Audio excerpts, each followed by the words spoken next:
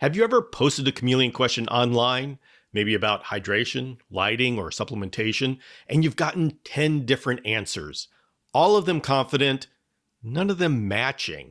It can be overwhelming, right? Well, this video is not just another care guide.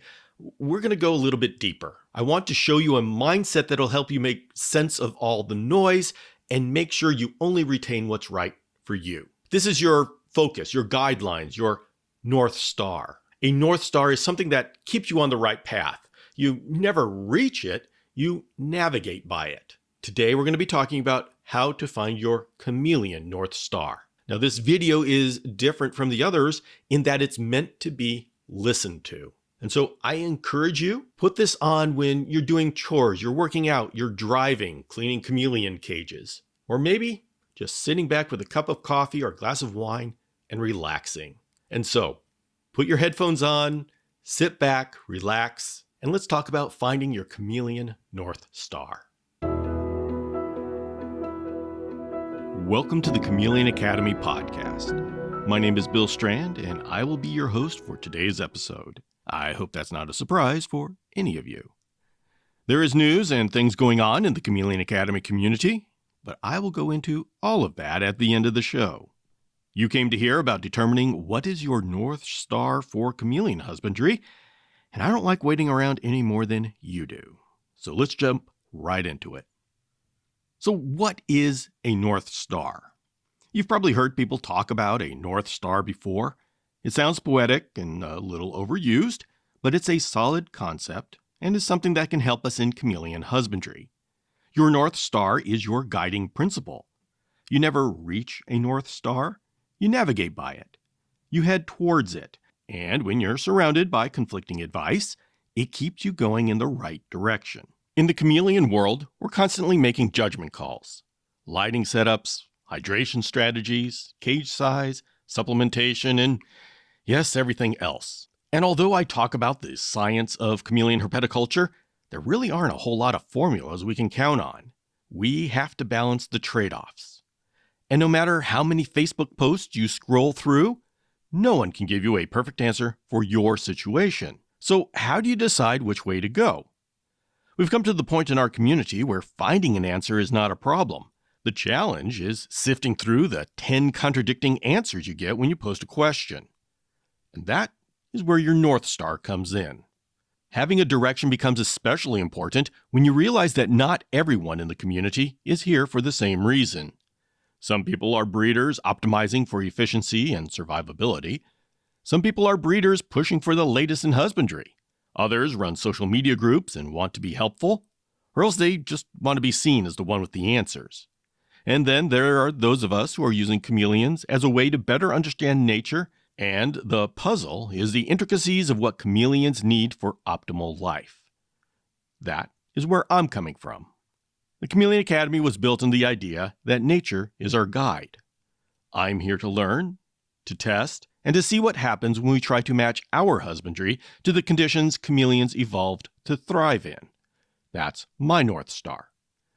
Now, I'm not here to tell you what your guiding principle should be, but I want to bring the concept to the forefront so you at least know it's something worth thinking about.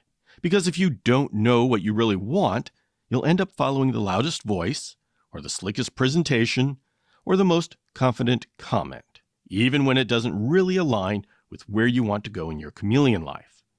You have to know that there are different motivations and different approaches before you know you have to choose. So in this episode, we're going to talk about why it's important to define your own North Star, how to recognize the most common ones in our community, and what online dynamics can pull you off course. I'll also share my North Star in a little bit more detail so you can decide if it lines up where you want to go. I know this might feel foreign, as we usually don't approach taking care of a reptile like this, but stick with me on this. Here at the Chameleon Academy, we apply life truths to chameleons because, well, chameleons are our life. So, why do you need a North Star of your own?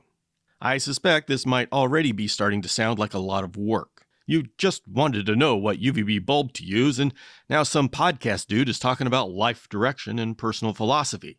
But hang in there. This is the kind of work that pays off long term. I am heavy into the naturalistic side of things. I care about hydration rhythms, enrichment, and even how to rate microstresses. You can just as easily find voices out there that give you the feeling that a chameleon is mostly just a biological vending machine. You put in food, water, and a UVB bulb, and you get out color flashes and poop. So even if you aren't sure what you are reading or listening to, you can already start feeling a difference. Your gut responses to the different approaches is the starting of figuring out your North Star. A North Star is something you build. It's not a belief or thought you adopt from someone else. Or well, it shouldn't be. It should be a direction you decide on based on what matters to you. And once you have that direction, you can stop being thrown around by every conflicting comment you see online. Because the reality is this: people will disagree. People with experience, people without experience, people who love their chameleons deeply, people who see them as a quick-turn product. They will all give you advice, and they'll all sound sure of themselves. The danger is when you treat every perspective and opinion with equal seriousness. But if you have a strong sense of what your North Star is, then someone saying, "I've done this for 10 years and it works," won't rattle you if it contradicts where you're trying to go. You can respectfully consider it, ask yourself whether it fits your guiding philosophy, and either integrate it or move on. And this isn't just about filtering bad advice. It's also about protecting your time. Once you know your direction, you don't have to get emotionally tangled in every internet argument, chase every flashy new husbandry idea, or feel like you have to defend adopting a new idea. As promised, later in the episode, I'll walk through what my North Star looks like. It might align with yours, it might not, but it will be an example of what one looks like. The goal, of course, is to help you clarify your own, because once you know your direction, the internet isn't as confusing of a place. Keep in mind, people don't talk about having a North Star or a guiding principle. Everyone says they have, quotes, the best husbandry, or that they're doing, quotes, what's best for the chameleon. But with such a wide range of husbandry opinions out there, it's pretty clear that some are more well thought out than others, and some are just what people can manage. Let's walk through a few of the more common North Stars that show up in our community, whether people realize they've adopted them or not. First is minimalistic husbandry. This is the idea that a chameleon is basically a black box. You put in food, water, and light, and watch for what they look like. If the chameleon grows and doesn't die, then husbandry is considered a success. The minimalistic approach tends to remove things over time: live plants, natural branches, enrichment, and keeps asking, will it survive without this? It's how we end up with full-grown male panthers in a 18 by 18 by 36 inch cage with a few wooden perching dowels and a single plant in the corner. The North Star here is chameleons being kept in the most efficient amount of space with the simplest husbandry. Success is if the chameleon is alive with no obvious medical issues. Now, it's important to understand how we get to places like this.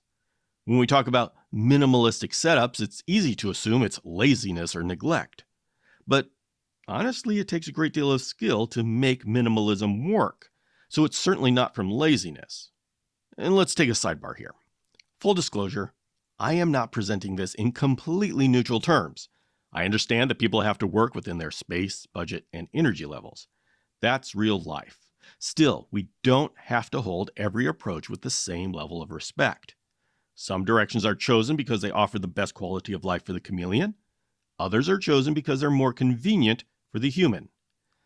I suspect you already know where I've raised my own North Star. And yes, I absolutely have my feelings about the different approaches. That said, please don't burden yourself with trying to judge each one as good or bad. These different approaches are a major source of online drama, and yes, it's important that we discuss the merits of each. But when you're still finding your own footing, this is not the time to be picking sides or jumping into the fray. The whole point of choosing your North Star is to reduce the drama in your life. It's there to give you peace, to help you let things slide, ignore distractions, and stay pointed in the direction that matters to you. Hold off on the online debates until you've had enough real experience to understand the trade-offs behind each philosophy. If you don't have a compelling reason to step into the middle of a heated argument, then don't. Stay focused on the enjoyable parts of chameleon keeping and build your foundation first. With that said, let's continue. The next is naturalistic husbandry. This is the direction I've chosen. The naturalistic mindset is about trying to provide all the benefits a chameleon would get from nature with as few of the dangers as possible. We're trying to create a net positive experience for a chameleon living in captivity. That means removing things like predators, parasites, and weather extremes, while introducing things like safety, nutritional consistency, and environmental enrichment. We can't recreate the wild, but we can design something thoughtfully. We can design something that stimulates natural behaviors, meets their sensory needs, and gives them agency within their environment. We'll never hit perfection, but we can build something that serves the animal's long-term health and well-being. A measurable success scale in naturalistic husbandry is elusive because we deal in so many aspects that may be beneficial, but we don't know how much. We err on the side of possibility. We could say that success is measured in longevity, and this is factual, but having each test take 10 or more years is a difficult measurement system. If you go in this direction, you have to trust in the direction and process. I'm afraid we do not, at least not yet, have ways of measuring enrichment. It's a dedication to the idea that recreating their natural condition is the goal of our husbandry. And then there's social bonds husbandry. Another unspoken North Star is doing whatever your community or favorite guru says is acceptable.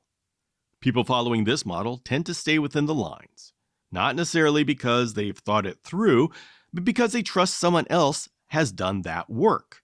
There's nothing wrong with learning from others, or even to trust that someone else will think it all the way through. But when your North Star becomes, do what is popular within this group, you may not even realize how far you are from where you actually want to be. Success in this mindset is how closely you adhere to a certain set of guidelines. And finally, well, at least for the ones we are going to be going over, there is efficiency-driven breeding. For breeders, sometimes the goal becomes survivability and output. What is the simplest way to get hatchlings to live long enough to be sold? How do I streamline housing and feeding? That's a valid lens if you're trying to stay in business, but it leads to different husbandry choices than someone focused on long-term enrichment. And that's the point. You have to know what your goal is before you can decide if a method is good. And this is a serious force on the beginner community because you've chosen a breeder to purchase from, and you, rightfully so, trust that breeder as your expert. Some breeders are on the forefront of the latest husbandry ideas, and some are decades behind. You likely won't know the difference when you purchase your first chameleon. And for the first year that they are your main support system, it isn't worth switching up while you are deciding what your philosophy is going to be. Just hold off cementing an opinion in your mind until you are well started and can make an educated decision. Efficiency doesn't start from a place where you want your chameleons to have the bare minimum. It's just where one can easily end up. Let's say you're a breeder. Suddenly 3 clutches hatch at once. You're staring at dozens of babies, limited space, and not enough hours in the day. Minimalism suddenly looks like a developed skill. How do you overcome this challenge? That adaptation becomes your new normal. And since you're a breeder, you're an expert, right? This system didn't come out of nowhere. Look how many babies you can hatch and move through by 3 months old.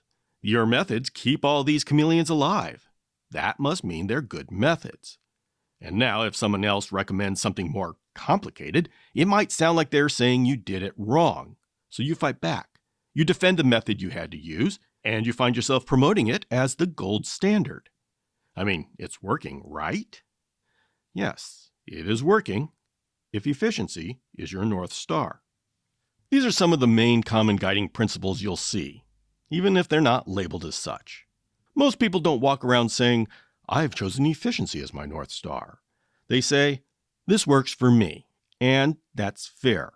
But we owe it to ourselves and to our animals to go one layer deeper and ask, does this direction actually match what I want to be doing? And you don't have to choose the same North Star as I do, But you do have to know what yours is if you want your decisions to be consistent, intentional, and growth-orientated. But wait, you say, don't we all want what's best for our chameleon? What is with all the differences? Within the safe space of listening to this podcast, it might be easy to see the truth in establishing your direction. But just step online and everything gets jumbled up. This is because the moment you go online, you're exposed to algorithms, echo chambers, and influencer dynamics that can start to reshape what feels right. It's not about bad people. It's about the forces at play in online spaces. Because the internet doesn't work like a classroom. It works more like a coliseum. Everyone can speak, but it's hard to tell who's actually worth listening to. It's an arena where the loudest and most colorful are paid the most attention to. Here are 5 dynamics that I want you to watch out for, and why having your North Star helps you stay grounded when these start pulling at you. The first is flattened authority. Online, a post from someone with 20 years of experience looks exactly like a post from someone who just memorized the care sheet. Same font and equal weighting. You don't always know who's been in the trenches and who's just repeating something they've heard once. And worse, the beginner might actually sound more convincing because they're not second-guessing anything yet. Their world is still simple. Black and white, clear and loud. Next, echo chambers. You've probably seen this. A group of people all repeating the same advice. Seems convincing, right? If 20 people think this, it must have some truth. But sometimes the reason they all agree is because everyone who didn't agree left the group months ago, or got pushed out, or just got tired of arguing. What's left isn't independent thinkers who came to the same conclusion after looking at all the evidence. It's a filtered population. And if you walk in fresh, it looks like consensus. But it's really just one idea that's been shared without evidence, and these are the 20 people left out of the original 100. There's social cohesion. Sometimes people follow advice, not because they thought about it, but because they want to stay in good standing with the group. It's human. We all want to belong. And if the unspoken rule is, do what the admin team says, then people are going to follow that to be considered part of the group. But now husbandry decisions are being made for social reasons, not biological ones. They won't say that. They probably don't even realize that that's what they're doing. They've learned one way of doing things that has worked, so the enthusiastic member is just passing on their good fortune. But as with everything, once you start noticing contradictory information in different corners of the community, it's time to go back to evaluating the source, deciding who knows what they're talking about, what their North Star is, and who is just merely bopping along, having fun repeating what they've been told. Oh, and here's a good one.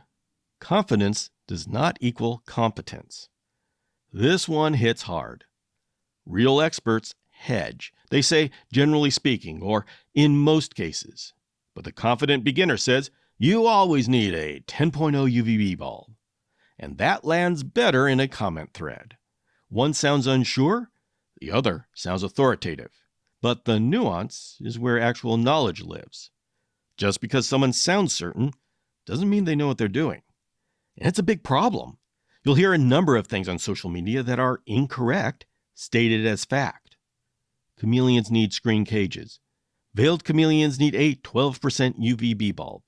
Glass cages cause respiratory infections. Foggers cause respiratory infections. Misters cause respiratory infections. You see a pattern here? But you've probably heard at least one of these things coming from someone who was 100% sure they were right. No doubt in their mind or voice. But all of these are incorrect. There are times when a screen cage is the right choice, but most indoor cages should be hybrids. You can use a 12% UVB bulb for a veiled chameleon, but you can also use a 6%. And you can find long-term examples of glass cages, foggers, and misters being used successfully. Not a respiratory infection in sight. And so the next obvious question is, how can you tell who knows what they're talking about and who's just confidently repeating something wrong? I'm sorry that it's not straightforward. Until you understand the nuances of the topic, you won't be able to ferret out the garbage. That's where I hope the Chameleon Academy outreach serves you well. I make a concerted effort to explain the why behind what I say, so you just don't repeat my words. You understand them. You understand them well enough to make them your own. And finally, just want to throw in contrarianism masquerading as wisdom. You know the type, the person who disagrees with everything. They're always the one chiming in with, actually, like it's a reflex, and they attract followers because it feels like they're offering deeper insight. But sometimes they're just addicted to being the opposition. It's not wisdom, it's just their pattern. And if you mistake that for critical thinking, you can get pulled way off track. You'll know you got caught in this when you talk to this person outside of the challenge, them on their own, and you realize there's no deep knowledge there, only a tactic to get attention. A close cousin to this behavior is the person who always demands a scientific paper to back up anything they hear. Now, that's not inherently bad. It's actually a good instinct when the claim being made is surprising or contradicts established understanding. But there's a difference between asking for clarification and using the idea of science as a flex. Here's the truth. Much of what we know in the chameleon world isn't in a scientific paper. It's tribal wisdom. It's pattern recognition earned over decades. It's the stuff that doesn't make it into journals because no one's funding a study on misting schedules in captive-raised shamrock chameleons. So when someone with real experience shares something nuanced and it gets met with, "Show me the paper," that's not always a sign of critical thinking. Sometimes it's just someone trying to sound smart without actually having the background to evaluate the conversation. Now, I'm not saying you should believe everything you hear just because someone has experience. Even people with decades in the game can, with the best of intentions, jump to a conclusion or repeat something that no longer holds up. But you can't combat misinformation by just demanding citations for everything. You'll throw out the new discoveries with the misinformation. You're going to have to grow your own experience to challenge things with logic, observation, and other hard-earned insights. If your only filter is peer-reviewed publication, you're going to miss a lot of the knowledge that makes real husbandry work in the real world. All of these dynamics are real. They're subtle, and they're constantly influencing how information is received and repeated in our community. But this is where your North Star shines brightest. Because when you know what you value, what you're trying to create for your chameleon, you can filter all of this. You don't have to fight everyone. You don't have to correct every post. You just quietly walk in the direction that matches your values, and you let the noise blow past you.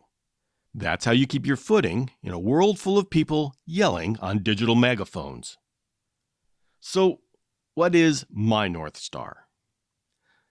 Well, if you've listened to this podcast for any length of time, you probably already know the direction I face. I'm trying to get as close as possible to what chameleons experience in the wild. Not in a romanticized sort of way, but in a practical, enriching way that strips out the parts they tolerate and amplifies the parts that nurture them. My North Star is naturalistic husbandry. That means I'm not satisfied with a setup that just keeps the chameleon alive. I'm trying to build something that respects what that animal has evolved to expect from its environment. I'm not here to replicate nature perfectly. We can't. We have limits. But I want every decision to move towards the pattern that shaped the chameleon in the first place. If I have to make a husbandry decision, and I don't have a clear answer yet, I ask myself, what does this look like in nature? And I try to match that. Not to be a purist, but because evolution already did a pretty good job optimizing this animal. If I'm going to tweak that, I better have a solid reason. Now, naturalistic doesn't mean wild-caught, parasite-ridden jungle in your living room chaos. It means structured enrichment. It means respecting hydration cycles, photoperiods, airflow, dietary variety, and behavior patterns. It means embracing complexity, not for the sake of complication, but for the sake of providing the best balance for the chameleon. That's what I built the Chameleon Academy to be about. It's not a collection of rules. It's a framework for continually asking better questions and getting better answers as we learn more. I'm interested in walking with other people who are facing the same direction. People who are curious. People who are uncomfortable with good enough and want to know what better looks like. People who can hear two different strategies and say, let's understand both and see which one gets us closer to ideal. I'm also not afraid to change my mind. If I find something that gets us closer to that natural benchmark, I'll pivot. You've seen me do it. Hydration, fogging, UVB placement. I've publicly adjusted my position over the last 10 years, and I'll do it again.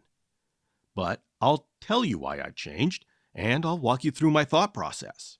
From there, you make your own conclusion. That's the kind of North Star I'm navigating by. And if it's a direction that resonates with you, then I'm glad you're here, because this journey gets a lot more rewarding when we walk it together. So where does that leave you? Hopefully with a little more clarity, not about what to do next, but how to think about what to do next. Because you're going to hear a lot of confident voices. You're going to scroll past 100 contradictory posts that all sound equally sure of themselves. You'll see arguments, call-outs, viral husbandry truths, and people who genuinely believe they figured it all out. And maybe they have, for their goals. But that's the thing.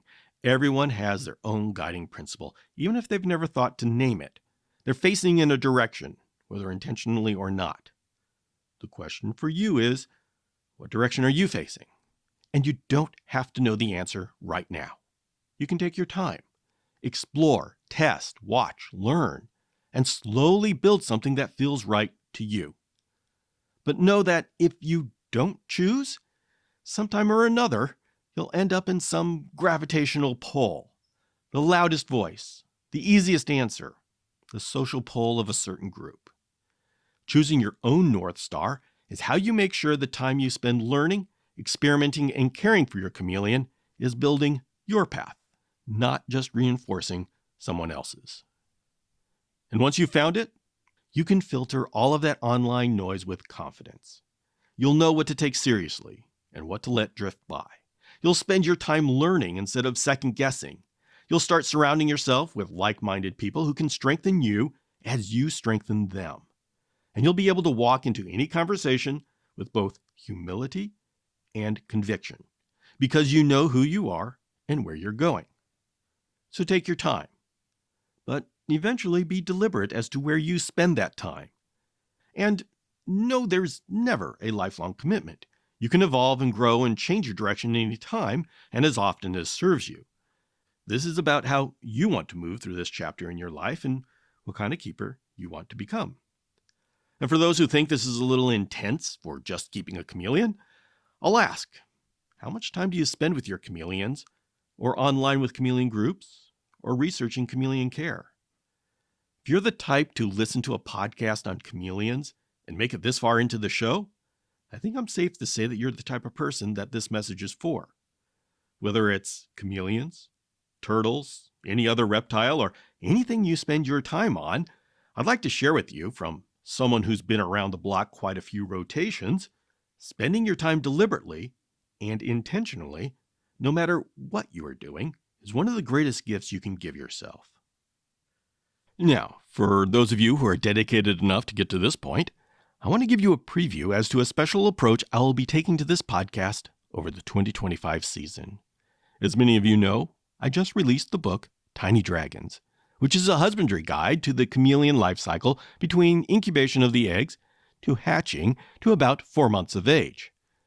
This is the first book of a 3-part series, where the second book goes from the juvenile stage to old age, and the third book deals with breeding chameleons. I am now writing the second book. The second book covers not only husbandry for your chameleon, but also growth as a chameleon keeper, being deliberate in your decisions and using your love for chameleons to learn about our place in the world. As I'm writing these chapters and sections, I will be sharing some of them with you as podcasts. Choosing Your North Star is a section in one of the last chapters that talks about us as keepers. And don't worry, these aren't spoilers. The books are magic because they lead you through a progression, and the information is right there in your hands instead of having to search through a video library. So I can explore the topics with you now, and it will not diminish the enjoyment of the book. In fact, I think it'll give you a deeper appreciation of the book when you get a copy. You will have had some deep, behind-the-scenes history that we have lived through together leading up to the release of the book. And if I can be disciplined enough, that will be by December 2nd, 2025, the actual date of the 10th anniversary of the Chameleon Academy. At this point in time, I have about 100 sections for the book planned, so even though December sounds far away now, my writing schedule begs to differ. Being accountable to you will actually help me make that happen. So it looks like you're going to be in the front seat with me as we do this together. If you're interested in the first book, Tiny Dragons is now available at chameleonacademy.com. If you're thinking about joining me in Madagascar in January 2026, there's still a couple of spaces left. Just email me at bill@chameleonacademy.com for more information. With that, I wish you a wonderful week. Learn, understand, pass it on. And, be excellent to each other. I always thought that was good advice. This is Bill Strand signing off. I'll see you next time.